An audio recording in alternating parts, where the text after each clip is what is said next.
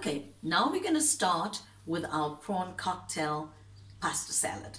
Now the oven's on and the chicken is cooking, so we can do this. This is fast. So I've bought, it's not actually fresh prawn, it was frozen prawn, but freshly cleaned. So I cleaned it and deveined it. Now in here is 16 prawns. If you've got a large family, you can slice the prawn this way from top to bottom, right through it, and you'll get 2 pieces of the prawn if you've got a large family. But 16 would feed my family of 4, so there's like at least 4 prawns per person. So I've cleaned and deveined, and then I'm going to marinate it. On prawn cocktail comes as steamed prawns. I don't like steamed prawns. It doesn't give me a good feeling. So I like to fry my prawns in a little bit of butter, not too much butter, because you don't want too much butter in your dressing. Then I add aromat, again to taste. I don't put too much because it's going in a salad, and in the salad you're going to have a marinade. So I also use pepper. So generally in much of my marinating of seafood, it's ginger and garlic, aromat, and pepper. Now ginger and garlic, the reason why Indians use so much of ginger and garlic is to get the fishy flavor off. Whereas people use lemon to get the fishy flavor, we use ginger and garlic. And I promise you, you'll get the actual sweet flavor of the prawns without the lemony taste. I've just put it in and it's already turning pink.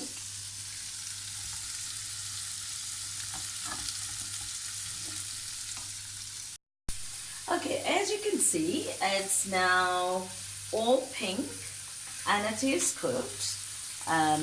Don't get me wrong, you may think it's so quick, but prawns cook very quickly, and any more longer and it's going to go rubbery. So I just take it off the heat. So I've already started cutting it up. So I slice it into pieces first and then into chunks. Okay, I already started cutting the smoked chicken. So sorry. So I bought a piece of breast smoked chicken, and I use it in my sandwiches, my toasted chicken sandwiches, and I use it a lot in my salads. Okay guys, now we're gonna assemble the salad. I like these type of pasta. It's the shell pasta. You can buy any make of pasta. They tell you on the packet to boil it al dente. They give you instructions. I'm not a very al dente person. I like it slightly over al dente, but you can boil it as you would like, but you do it as the package tells you to do. So I've boiled about 5 handfuls. I've got small hands, so I don't know, my handfuls are small, so I don't know how many yours would be. So I'm just adding it to my salad bowl. I've also cut up onions, red onions. Reason why I'm using red onions is, firstly, it's less harsher than the green onion, and it's got a beautiful color. I'm lying, it's just got the beautiful color. Then I've chopped up English cucumber, and I've chopped it up very finely. So did I chop up the onions. I've chopped it up finely, because in a salad, especially a pasta salad, you don't want to be picking up pasta and then having this harsh and big pieces of stuff in it. So I'll add that. I've also chopped up Romano baby tomatoes. I've chopped each one in 4. So you add that, and as you can see, the colors get better and better as you add the stuff. I add the juices of the tomato, it adds flavor. And I'm now going to be adding something that even my camera crew is telling me it's a lot of chilies, but it's not all for this one. What I'm adding is green chili. Sometimes when you buy chilies, it's not all hot. If you buy the very long ones, they're generally very mild, but I found that this ones that I've been buying is really hot. But you can substitute chilies for green pepper, red pepper, yellow pepper. It makes it even more better because the colors look nice. So you don't actually have to have chili. I and my family likes chili in everything. So sorry. That's the style we are. We like chili in everything. So I'm just going to put a small handful, my small handful, okay, in it.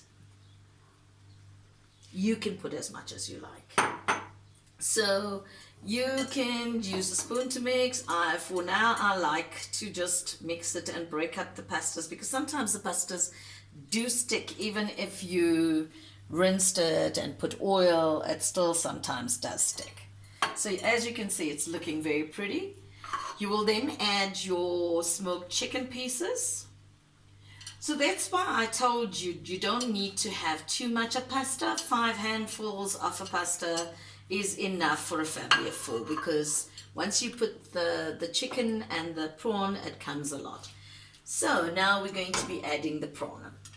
So the prawn looks stunning and tasty. So I'm going to keep a few out just for garnish. But I'm going to use the oil that it was frying in. It was actually frying in butter, so I'm using it part of the dressing. So if you look, this is how it's going to look. I'm going to put the dressing now.